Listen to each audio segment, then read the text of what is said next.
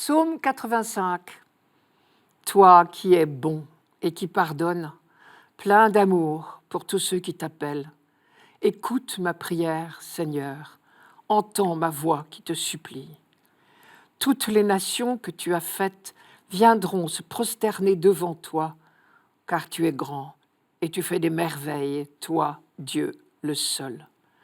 Toi, Seigneur, Dieu de tendresse et de pitié, lent à la colère, plein d'amour et de vérité, regarde vers moi, prends pitié de moi. La première lecture de ce dimanche est extraite du livre de la sagesse. Et l'auteur s'émerveille à la fois de la grandeur et de la tendresse de Dieu. Et il dit que l'une explique l'autre. Si Dieu est indulgent avec l'homme, c'est précisément parce qu'il est tout-puissant. Toi, Seigneur, qui disposes de la force, tu juges avec indulgence. Ta domination sur toute chose te permet d'épargner toute chose.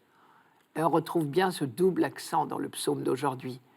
La première et la troisième strophe que nous avons entendues développent le thème de l'indulgence. La deuxième strophe dit la grandeur de Dieu.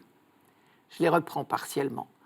Première strophe sur l'indulgence de Dieu, toi qui es bon et qui pardonne, plein d'amour pour ceux qui t'appellent. Troisième strophe sur le même ton. Toi, Seigneur, Dieu de tendresse et de pitié, lent à la colère, plein d'amour et de vérité. Et la deuxième strophe sur la grandeur de Dieu. Tu es grand et tu fais des merveilles. Toi, Dieu, le seul. Je les reprends maintenant une à une. Je commence par la troisième, qui évoque d'emblée pour nous une phrase célèbre. Toi, Seigneur, Dieu de tendresse et de pitié, lent à la colère, plein d'amour et de vérité, regarde vers moi, prends pitié de moi. La première phrase est l'une des grandes révélations de Dieu à Moïse au Sinaï. Je vous le rappelle. Le Seigneur passa devant Moïse et proclama « le Seigneur, Dieu miséricordieux et bienveillant, lent à la colère, plein de fidélité et de loyauté. » C'est au chapitre 34 de l'Exode. Or, cette révélation de la miséricorde de Dieu intervenait au meilleur moment qui soit. C'était immédiatement après l'épisode du veau d'or. Vous vous rappelez, Moïse est entré dans une grande colère. Il a jeté par terre les tables de la loi que Dieu venait de lui donner. C'est donc le signe de l'alliance qui était détruit par Moïse lui-même, après que l'alliance elle-même ait été profanée par le peuple qui s'était fabriqué une idole, le veau d'or. Eh bien, Dieu, lui, ne renie pas l'alliance pour autant. Il dit à Moïse, « Taille 2 nouvelles plaques de pierre qui seront les tables de la loi. J'écrirai sur ces nouvelles tables les mêmes paroles que sur les premières tables. » Voilà bien une preuve de sa miséricorde.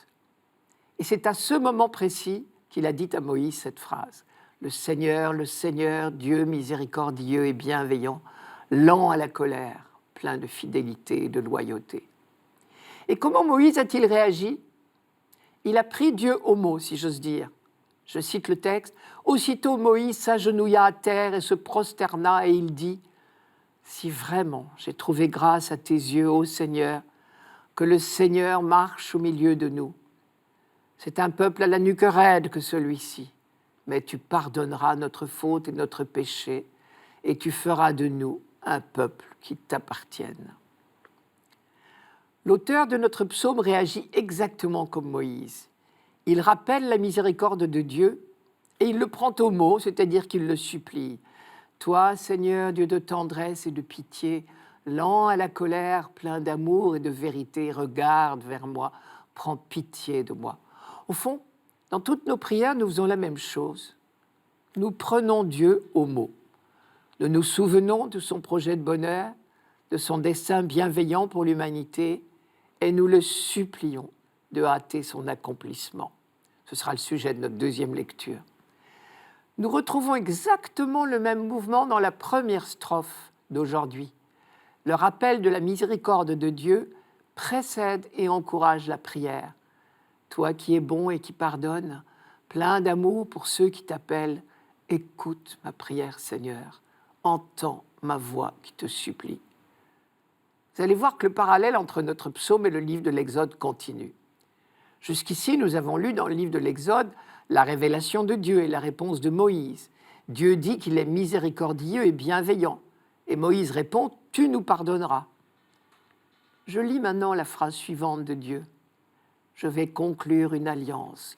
Devant tout ton peuple, je vais réaliser des merveilles, telles qu'il n'en fut créé nulle part sur la terre, ni dans aucune nation. » Alors en écho, la deuxième strophe de notre psaume chante « Tu es grand et tu fais des merveilles, toi Dieu le seul. » On peut penser que l'auteur du psaume connaissait bien le livre de l'Exode, puisqu'il reprend exactement le même vocabulaire. Mais l'autre verset de cette même strophe nous offre une nouveauté par rapport au livre de l'Exode, parce qu'il est probablement plus tardif. Le psaume aborde un autre aspect de la foi juive. Au cours de l'exil à Babylone, on a mieux pris conscience de l'universalisme du projet de Dieu et on a compris que toutes les nations sont appelées à le connaître. Or, comment se convertiront-elles ? En découvrant l'œuvre de Dieu en faveur de son peuple. C'est une découverte tardive, mais magnifique de la foi juive. Le peuple juif ne prétend pas convertir les autres peuples, mais il réalise que l'œuvre de Dieu en sa faveur devient le moyen de la conversion des autres peuples. S'ils ouvrent les yeux, ils sont amenés à reconnaître le Dieu d'Israël comme le Sauveur et ils se tournent vers lui. Condition nécessaire et suffisante pour être sauvés à leur tour.